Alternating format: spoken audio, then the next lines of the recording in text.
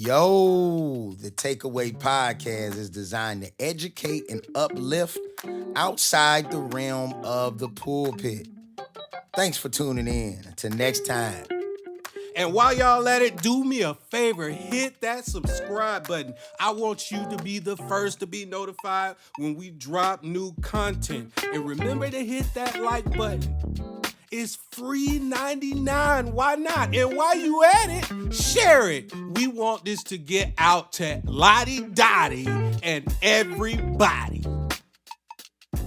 Good morning, good afternoon, good evening. What's going on? It's the Takeaway Podcast. I'm here with my main man, Rodney Gaines. We already started, but I guess we're going to restart and hit the reset button today. This is the overcoming episode. This is an episode that's near and dear to my heart because when I think about this guy right here, I think about overcoming because life could have been so much different. Right? Absolutely. Yeah. So we're just gonna have this conversation. I ask that you would like, comment, subscribe, share on whatever media platform you're listening or watching us on. I ask that you would do that because it's very important that we get this content out because oftentimes it's things that we deal with. It's things that we address and we go through and we feel like we're all alone. Or we feel like that couldn't be me, when in all reality, it can be you. All right. So, Rod, what's up, man? What's that? Yeah, man. I'm glad you're on the couch with me, man. Yes, sir. Feel good to be here. Yeah, man. You know, so you've been at the Real Church a couple years now, something like 2 years. My wife, my kids, my entire family, we love the Real Church. Yeah. It is a real church. Yeah. And we don't just talk about getting in the community and doing things for the community. Yeah. We got to do it, man. Yeah. Beat feet. So I love that aspect about our church and that. You know, it's real. Yes, sir. Yes, sir. We do beat feet, right? Yes, sir. We beat feet. We don't do nothing else. We gonna move now. Yeah, we gonna move. So man, like married. Tell me a little bit about yourself. Tell the people. Look. So originally from Oklahoma City, married, 5 kids. Yes. My oldest is 35. My youngest is 8. And so, I don't look my age. Palate. Yeah, you stretched. I feel my age. Yeah. But, I got 2 boys, 3 girls. Okay. And a beautiful wife, man. Used to be in the Air Force, retired now, did 26 years. And that's a long time. Let's just not run past that. 26 years is a long time to be doing anything. That is a long time. Yeah. And I got so good about what I do in the military that I retired and got my old day job back. Okay. You know? Okay. And so I'm a program manager for Space Launch Delta, and I basically manage a $285 million contract for the government for IT services out at the Cape.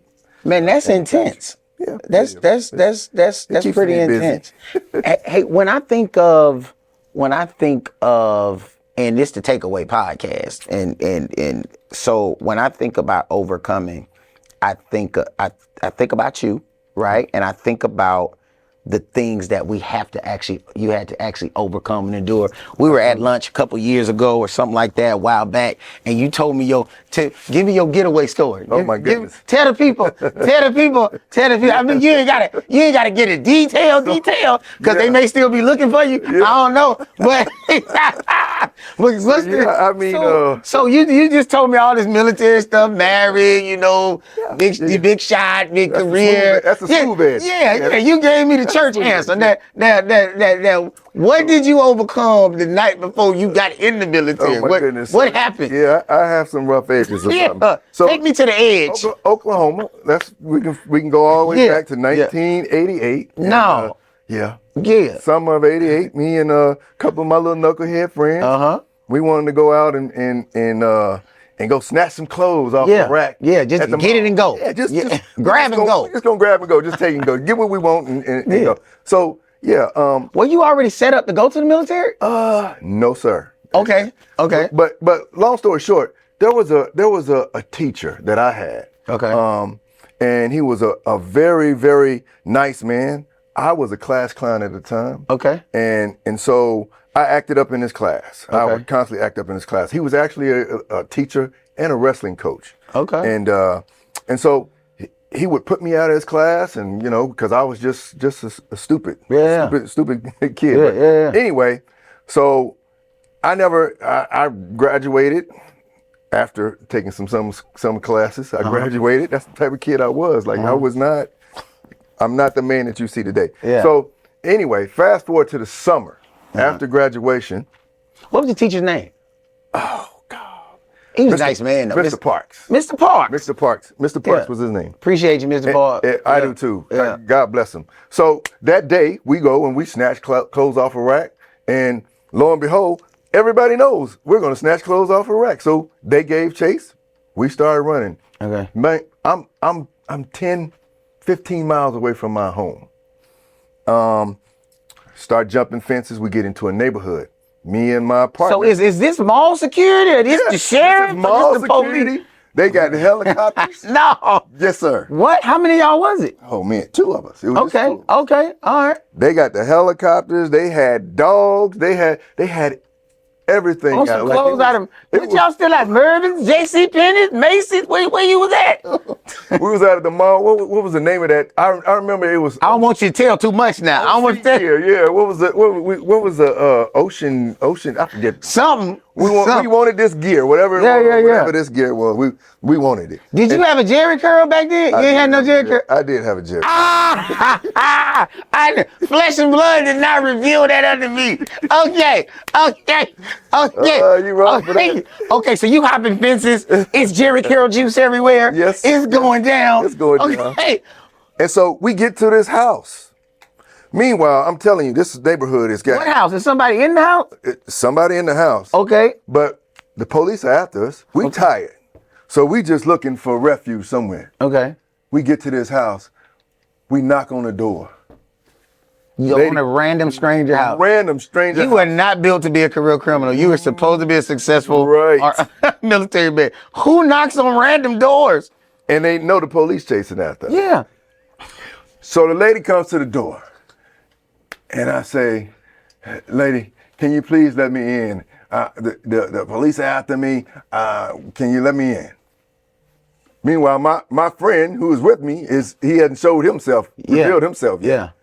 So the lady looks and she's like, no. And then I hear a voice in the back. He's like, what's going on? What's going on? He comes to the door, Mr. Parks. No. Now you left that part out when you said, man, run that back with Mr. Parks. So Mr. Parks, Mr. Parks. Comes the to dude door. you was a class clown, he came to the door and said what? 20 miles away from the school that we go to. Huh. How? There's 300, I don't know, I'm exaggerating, maybe 150 houses in this neighborhood. It's a big neighborhood. It's a big neighborhood. Right, across the street from a big old mall. The one house, the only house that we knock on is Mr. Parks' door. Wow. Mr. Parks says, y'all come on in here. Y'all get in here. What's going on? What did you do? Oh, you little knucklehead. Police are going. Now you've door already to door. graduated high school at this time? Yes, sir. At this Okay. time, police are going door to door. Hey, we're looking for 2 individuals. They took some clothes out of the mall, and they could be dangerous. Blah, blah. We just want to let you haven't seen anything? Have you heard anything? Is anything going on? No, officer, we haven't seen anything. They let us sit in the house for about 30 minutes till everything's cleared out. He has a truck. Me and my friend, we ride out of that neighborhood laying down in the bed of his Bed of the truck. Huh. That's how I know. God had his plan. God had already said, look, you may run with the hoods and the thugs. That's not what I got for you. Mm-hmm. I got bigger plans for you. Yeah. I want you to, you've got something else. Yeah. And that's not my pathway. That's not the steps that he chose for That's me. right. That's right. And so I really think back on that day. I've told that story probably, 10, 20 times to Gotcha. people that I felt needed to hear it. A lot of people hearing it today. Yeah. I tell you what, man, it matters what doors you knock on. Oh, wow. Yes, sir. Absolutely. Absolutely. It matters what doors you knock on. The doors we do or do not knock on determine our future, man. Yeah. Absolutely. And thank God, Mr. Parks, thank God that you knocked on the right door. Thank you, Jesus. Yeah. You knocked on the right door, man. And from that time, what was the time frame like before you entered the military? Or what did that do to you that day? Because I know as kids, I know for me, sometimes I used to get away with stuff, I get worse. You know what I'm saying? You know. So sometimes, people don't want to talk about it, but sometimes when we get away with stuff, we do worse. It scared me. Yeah. And in the moment, I think about how stupid it was. Yeah. Because all it was peer pressure. Mm-hmm. These group of guys said what they were gonna go do. We wanted to big up them. We're going, all right, okay, y'all gonna go, we're gonna go do this. Because at that moment, it was we just really silly kids, man. And not thinking about the impact it can have on our life. Mm-hmm. And thank God, yes, thank you, Mr. Parks, for being there. Yeah. And I know you, that wasn't nothing but God. Mm-hmm. Couldn't have been nobody but God. Yeah. So you think about the doors it matters the doors were knocked on. People opening doors, right, for us, and then let me come in the door was a big deal. You know, yeah. He believed enough in you. No matter how you acted in class, yeah. He believed enough in you and your future to let you in his home, right? Absolutely. Who else let you in their home? And I mean, like into their life, because we don't get places on our own. Yeah, we stand on the shoulders of others. I would say, man, I over my lifetime, I've had a number of mentors. Mm-hmm.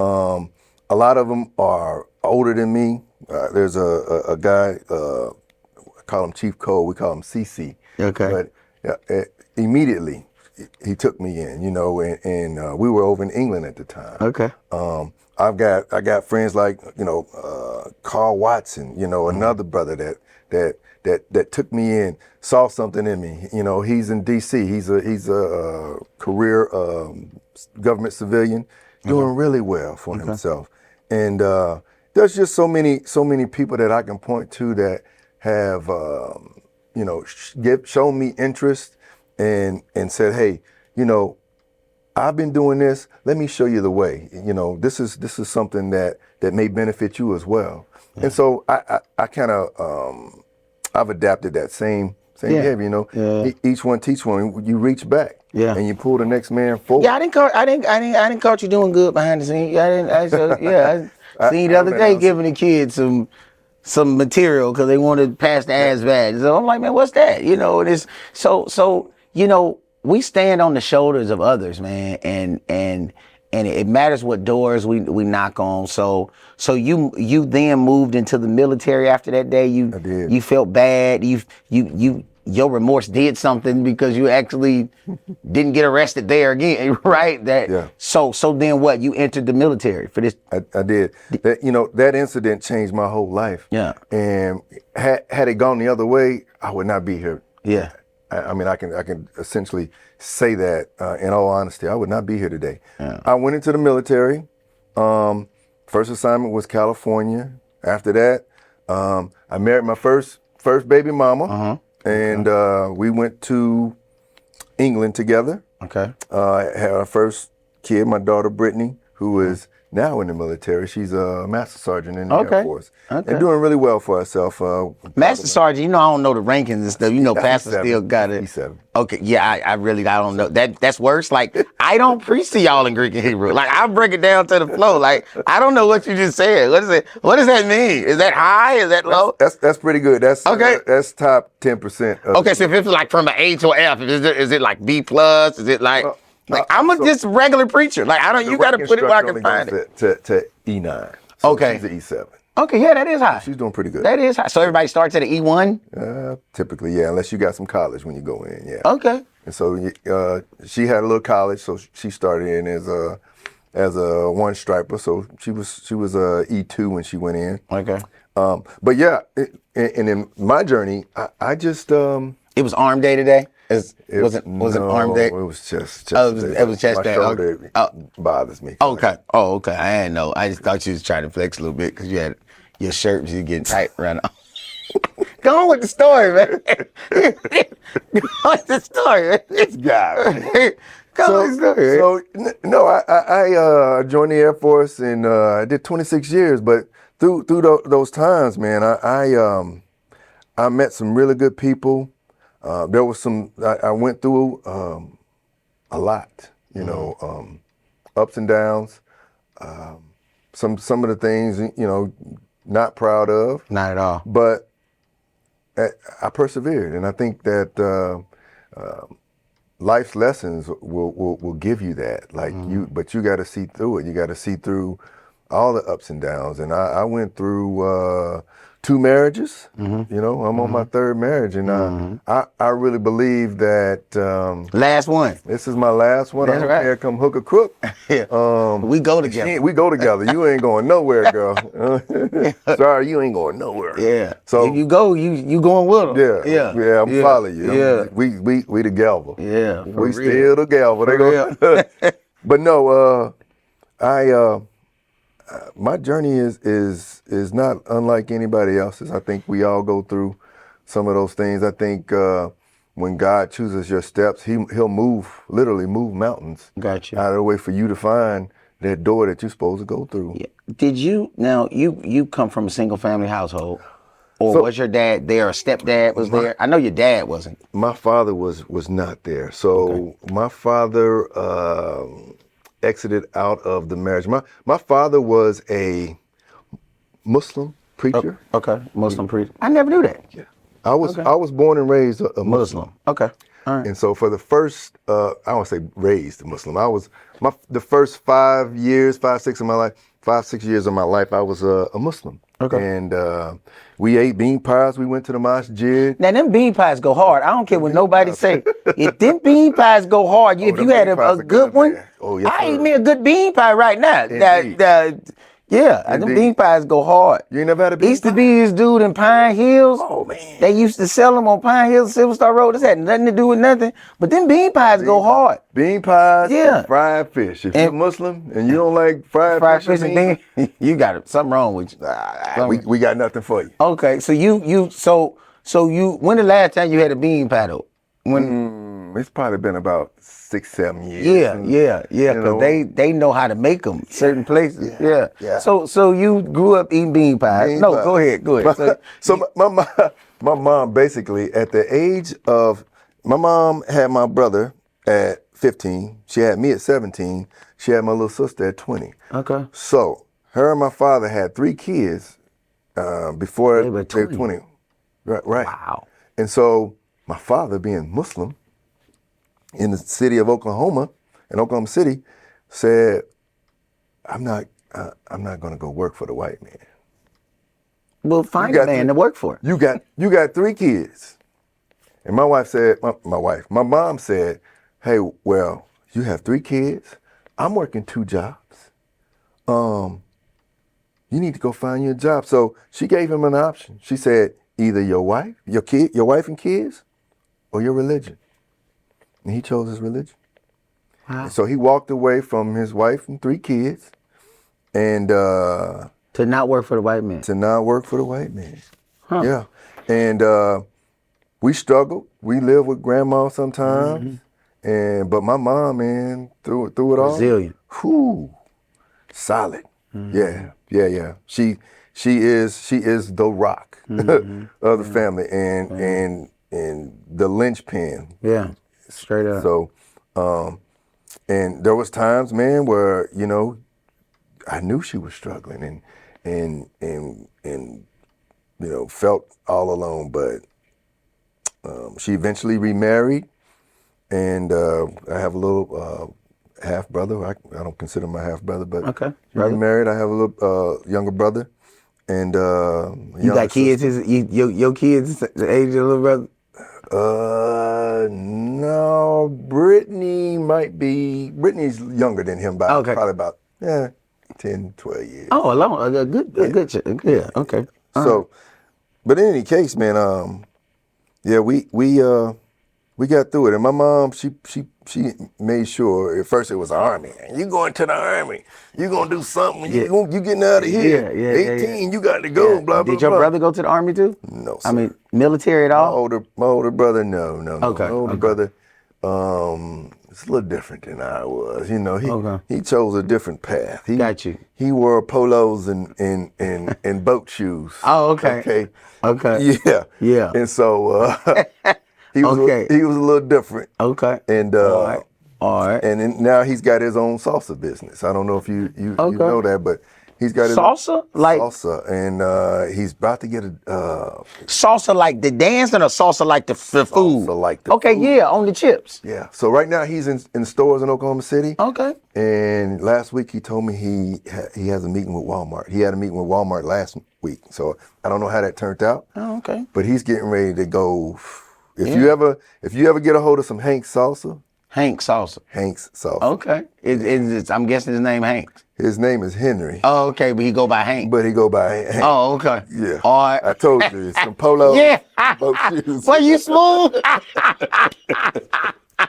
Well, you smooth. You smooth. Yeah, he hit a whole nother path. Yeah. Yeah. Whole nother path. Whole nother path. That's brother. That's big That's bro. bruh. That's big bro. That's big That's bro. bad. That's brother now. That's brother now. But He's yeah. solid. He's Yeah. solid. I might need a loan. Yeah, from Hanks. Yeah. Yeah, see what I'm saying? Get Walmart money. Yeah, when you start getting Walmart money, that's a whole nother other thing. I told him, I said, man, this is going to be this has the opportunity for you to produce generational wealth, something you can pass down to your children's children. And so you need to be thinking on that scheme. But he ain't got no children. He's got children. Okay, he does Yeah, have he's children. got children. Okay. Yeah. He's Okay. got children. Okay. He's married. Got a wife and kids. He's doing really well, man. He's doing real well for himself. But you know, some of the trials and tribulations, like you're aware, I had cancer. It wasn't long after my 50th birthday that I took a blood test. It was just a simple blood test, annual blood test that I took. And the doctor said, hey, your PSA level's a little high. And when he means high, it's above 4. Anything above a 4 on your PSA, go see your doctor. Go get it checked out. Go get it looked at. Doesn't necessarily mean that you have. How did you feel? I felt great. You felt great. There were no symptoms, which is why they call it the silent killer, because you don't die from prostate cancer. What kills you is the metastasization. Is that a word? Metastasization, when it metastasizes. I'm not a doctor. Yeah, me neither. Yeah. And I just feel like that's part of the reason we're having this discussion today, because you overcome so much, and there are no symptoms sometimes. Sometimes people bounce back and we go on and we don't even talk about it. Yeah. Or like I run out of fingers, hands, and toes of people that I know that's dealt with prostate cancer, but I really don't know what it is. Right? I mean, I sat in the classroom for 3 days in Jacksonville, and I'm a cancer advocate. I know a little bit better what it is, but as a man, a black man, I don't know what to look for. I don't. You get what I'm saying? So you walking us through this process is a big deal. So it's there were no symptoms other than I can say this in 2006, where I believe it started, and this is just me, but I had just returned back from Iraq. And before I went to Iraq, they sent me to Afghanistan. And so from Afghanistan, they forward deployed me to Iraq. But before they sent me to Afghanistan, they shot me up with all kinds of stuff. No shot record. It just, all right, you need this, and you need this, and you need this. And, you know, like a good airman. Yeah. Take it. Let's take the shot. Let's get, we going over here to kill some bad guys. And so once I got to Iraq, guess what? That's a more heightened area. They shot me up with more stuff. And so when I got back from Iraq, it wasn't 2-3 months. I began to run a fever, and I began to feel like discomfort and just really, really, really bad. And and I got chills, and then I broke out in hives, and so finally I went to the doctor, and I had a headache. Pressure?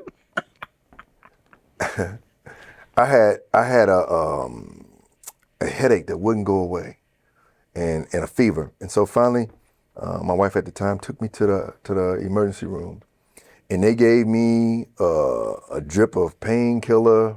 What's the strong stuff? Morphine? Morphine. They gave me a drip of morphine because the pain just would not go away. It was so intense. I'm sorry.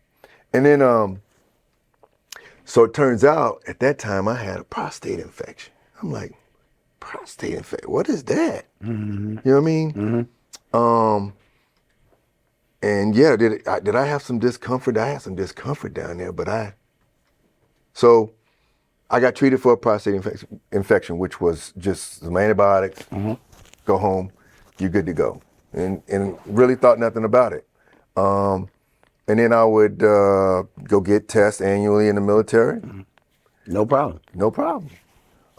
As I look back on those tests, the last 2 or 3 years, I had a high PSA score. Military But doctor never said nothing. Military doctor never said nothing. That's nuts. And I didn't know what to look for. Yeah, you don't know. PSA, I mean public service announcement. Yeah. You know what I mean? Yeah. That's what I Yeah.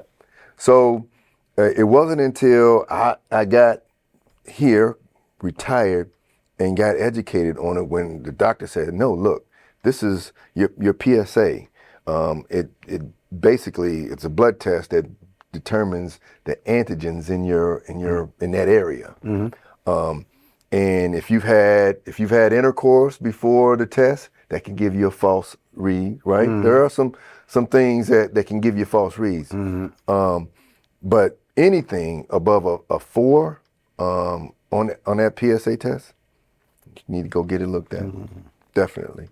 And there were because we talked before, there were some things you talked about, like 1 out of every 8 men will deal with prostate cancer, right?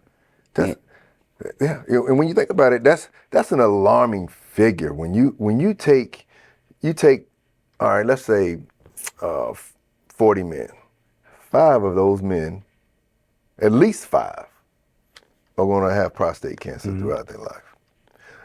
And the real question is, when they get it, number 1, will they know that they have it? Number 2, will they take action to get it, get the cancer removed? And are they even able to? Are they even able? I mean, do they have the right insurances and other things in place? And a lot of times, what they'll do, especially if it's a lower level cancer, is they'll put you on what's called monitoring, where they'll monitor. You'll be walking around with cancer, but they'll consider it not a huge risk at that time, unless it gets more aggressive. They'll just put you on. That's nuts in itself, right? It is. It's scary, because for them 3 or 4 months that I knew I was walking around with cancer, every day. Mentally, man, it got every day it was in my head. Everything I felt was, oh man, what is that? Is that the cancer? Is that the cancer? Hey man, you know what? I think this is a good place to talk about, because you talked about you and your dad relationship, but did you have a dude? Because when you get a kid, unless you got a stepdad or daddy, somebody, or your mama like that, you know what I'm saying? You close to your mama, like, I got something on my thing. Can you know what I'm saying? Like, so as a grown man, you out the military, you 3 months with it, walking around, know you got cancer, don't know what level or whatever, right? Was there somebody you could talk to? Did you have a group? Did you have a dude that went through it? So no, not really, but I can tell you this. I have, there's a good friend in Thomas Highsmith, who goes to our church. T-High? T-High, y'all might know him as T-High. Yeah. But that's my brother, man. Yeah. And as I was going through that, he was there with me, and he would call and check on me. There was a number of other folks that knew that I had cancer that would call and check up on me. And this was at the height. This was in 2020 at the height. COVID had just started. Like we They are started literally- closing stuff down. Yes, we were literally, and here's the blessing through it all though. We were going through. Here I was going through cancer. COVID is all over the news. It's March of 2020. The treatment that I chose was in it's the Tolley Cancer Center, but the treatment that I chose is in Sarasota. The other doctors, the VA doctors, was like, "Oh, we can give you radiation, or we can remove the prostate." Yeah, I'm like, my wife is 30. I got a young wife, Doc. My wife is 30. Yeah. You're not removing nothing, sir. No. And I remember we're in the The office. devil is a liar. Okay. I remember we're both sitting in there, and she's got tears running down her eyes, and he's telling her about, well, these two treatment options are radical removal and radiation. Both of them end up with me in a colostomy bag. Yeah. And I said, no, sir. Yeah. And so I did a little research. Instead of immediately jumping on that, I prayed and I prayed and I gotta watch them options people give us. Yes. Man. That's a whole nother sidebar Yes. for a whole nother thing. But people will lay stuff out for you, man. and make you think that's all you That's all you got, man, when you got options, man. Yes. They don't tell you about the leading edge stuff like dart therapy or brachytherapy or some of the other things, the ultrasonic wave therapy that they can provide that is a slower progress towards getting cured, but it's just as effective. And they had you, especially when they had you out here for 3 months. Yes, sir. You know what I mean? Especially when you had me out here for 3 months, just out here. Yeah, and the good thing about it is I had my military insurance, TRICARE, paid for everything. They paid for when we had to relocate to Sarasota because my treatment was 5 days a week for 7 weeks. And so at the time, it's like, okay, what do? Do I leave my family here and then I go to Sarasota? But at the time, everything was closed down anyway. There was nothing. Nothing, dude. Yeah. So me and my entire family, Yeah. during school, during work, moved to Sarasota and relocated there. We got an Airbnb, and we made it happen. And we were. When I It's a tell blessing you, Shira and the kids were able to be there with you for that. yeah, absolutely, man. We were so close then, and bonded, and just a beautiful family. And God just really united us, on this one front. And I set out to beat cancer, and thank God, man. It was I got 7 through it. weeks, man. 7 weeks, yeah. 5 times a week. 37. It was 37 actually treatments. 37 treatments, and with dart therapy, it only lasts 15 minutes because it's almost like you lay on a table and get an X-ray. Got you. And for 20 minutes, but I had to be there, and because it's 3 hours away, it's just not feasible. Yeah. For me to drive there every day, and so. Would you even come back on the weekend, or you just lived there for 7 weeks? No, we come back on the weekend. It depends on what we had planned. Sometimes we would go to Tampa for the weekend, or try to make something fun out because we kind of closed up in the house, and the world was changing then too. Yeah, your world was changing. Everything. And What did that do to your faith, Rodney? I know you always believed in God and always had a relationship, but what did that do? It just drew me so much closer to God, and really, it just solidified everything that I knew. That I already knew that, there's an all-knowing, loving, caring, and forgiving God, and He was there the entire time. He was there when I was stupid and pulling clothes off of racks and jumping fences. He was there when, I got my cancer diagnosis. And he was there when I went through the cure. And I think he just blessed me and my family with so much that,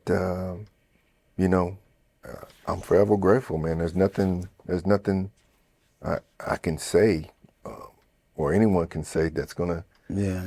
you know, deter my thoughts about my God. Yeah, I'm glad you made it out all right, man. Oh, You know yes, what sir. I'm saying? I'm glad you made it out all right, man. So we talked about it, I think off camera, maybe on, but when you go through something like this and to have no one to, it's actually, of course we got people that love us, has been Yeah. there, but like that dad or that person Yeah. or somebody that's actually experienced it, Yeah. right, going through something like that, because whether it's parents or mentors, of course, should help us crush time barriers, help us to, what I'm saying, like they can't do it for us, Right. but because they've gone that route, right, we can talk about it. And how was that like? So I really, as far as mentors, I have mentors, but and my father was not someone that I could reach back to and talk to about this stuff. Yeah. He would listen, but a very very intelligent man. Anybody that knows my father would tell you that he's a very intelligent man. He knows the Holy Quran and the Bible back and forth, Yeah. back and forth. Yeah. And anytime that I talk to him, that's all he talks about. But I think having a mentor or somebody that you can confide in to talk to and bounce these type of things off of is indeed very, very helpful. But I just really I had a close knit network of friends that I confide in. Yeah. Ain't nothing like some friends, man. It's real friends. As far as mentors go, my mentors are probably men who helped raise me up when I was, 20 through 25, 30. Yeah. Thinking I knew everything, but they were ones to really put me on to game and tell you, hey, this is the right way to do things. And you don't always have to be the loudest. You don't necessarily have to be the smartest. You just have to have an open mind, a listening ear, and be able to receive the things that God has in store for you. Yeah, man, that's dope. So while you were in the military, you did some teaching. You like you did some stuff. Like you did some stuff.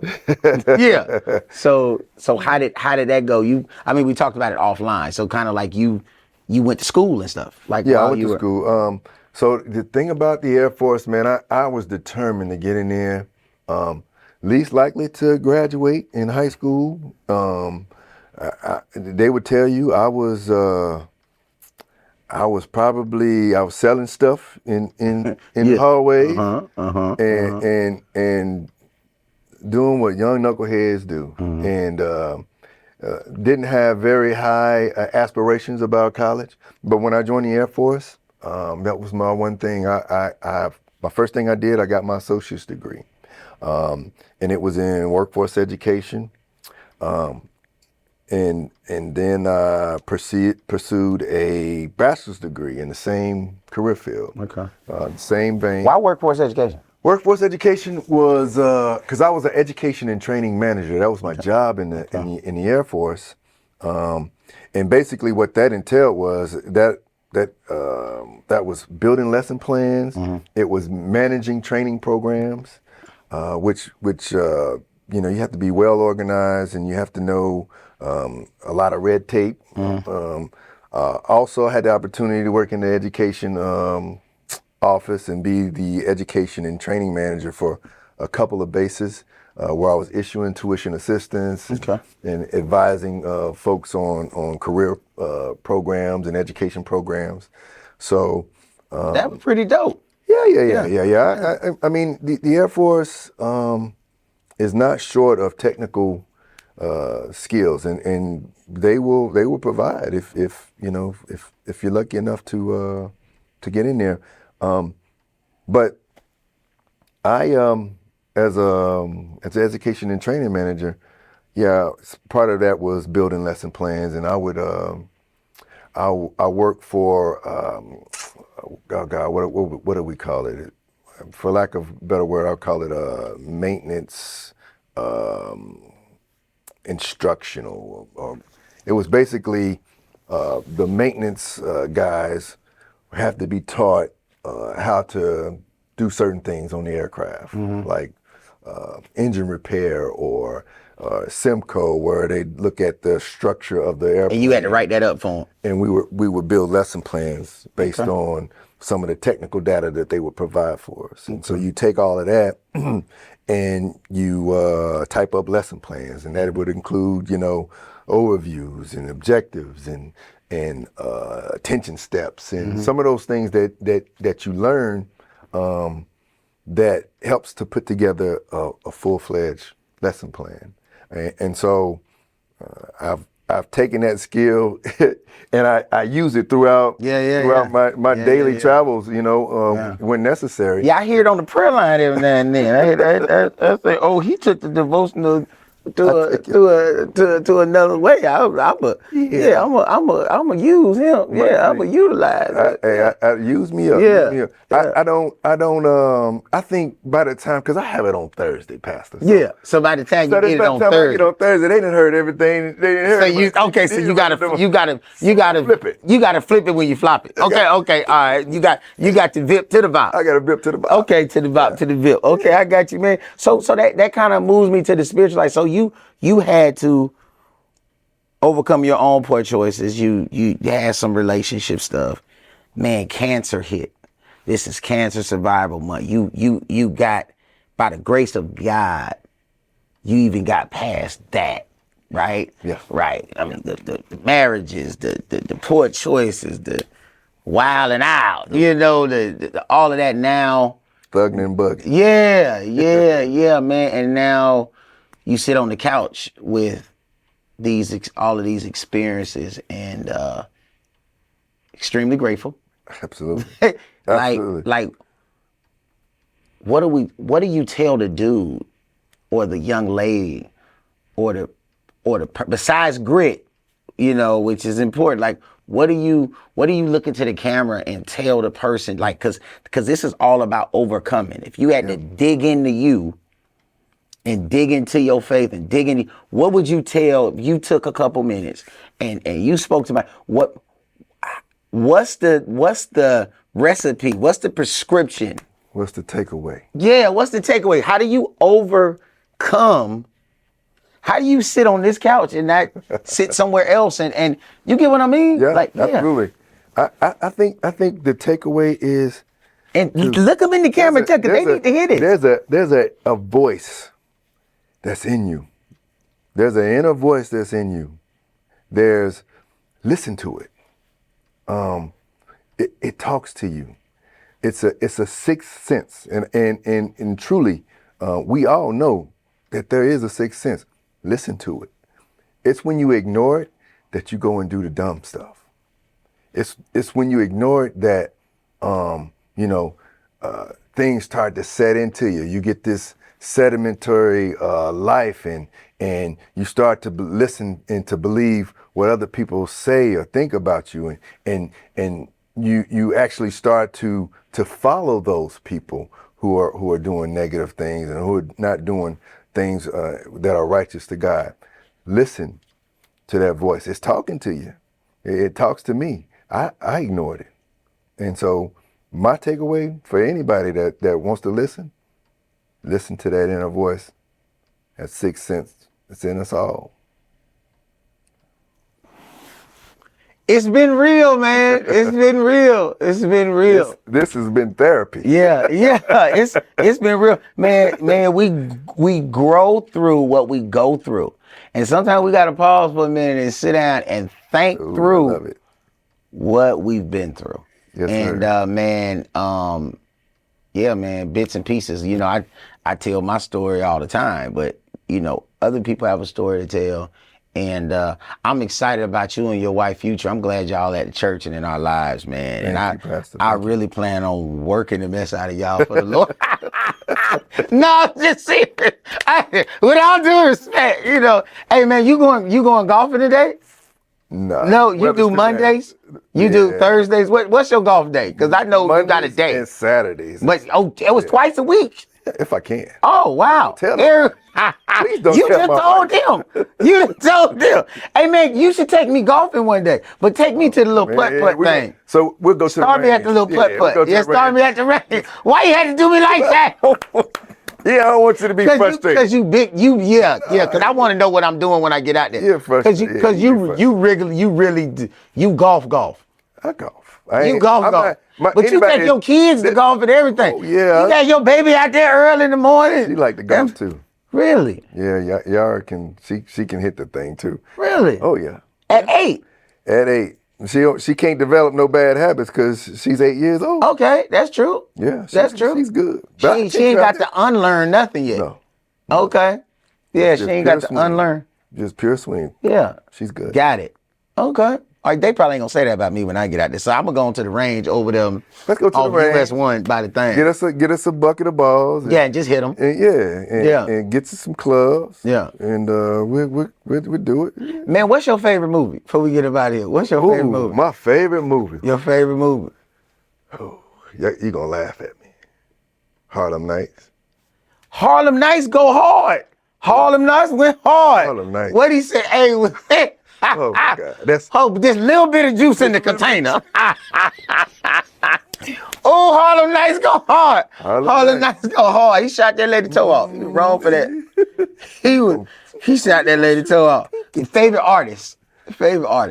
Ooh, favorite artist. Don't hit me with it. Is it Gunsmoke? Is it this that? The favorite artist. The artist is an artist. I'm gonna give you my favorite artist is Tupac. Tupac? All eyes on me. Okay. Yeah, he gave you a message. Yeah. And he was truly a Gemini. Yeah, some of Tupac's stuff still relevant now, man. Yeah. Yeah, some of his stuff still relevant now, man. Truly a Gemini, man, because he would say, "Hey, man, Brenda's got a baby." I was just gonna say that. But on Brenda got a baby. Like, I get around. But Brenda Got a Baby is still relevant today. Absolutely. You know. Absolutely. It's still, a lot of his stuff still resonates with the world. And that's what makes him, to me, the number one as far as impact to hip hop and R&B and the music that we had, because I say what we had, we don't have that. They ain't doing that. I don't know what that is. I don't know what they mumble rapping now. Yeah, they mumble rapping. What is that? Yeah, they mumble rapping. And they changing their voice. All of them sound like they singing, but they rapping. Sound like they got that stuff. What's that stuff in the balloon? The stuff. They voice be all high and stuff. I'm like, what is that? Yeah. They be high. Everybody sound like that. Man, it's been a pleasure.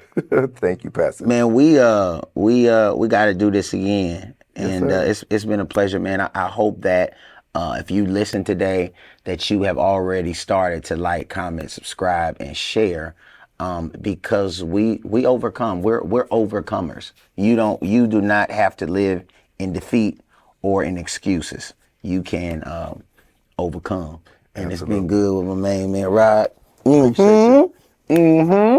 And we will see you guys next time. Yo, the Takeaway Podcast is designed to educate and uplift outside the realm of the pulpit. Thanks for tuning in. Until next time. And while y'all at it, do me a favor, hit that subscribe button. I want you to be the first to be notified when we drop new content. And remember to hit that like button. It's free 99. Why not? And while you at it, share it. We want this to get out to Lottie Dottie and everybody.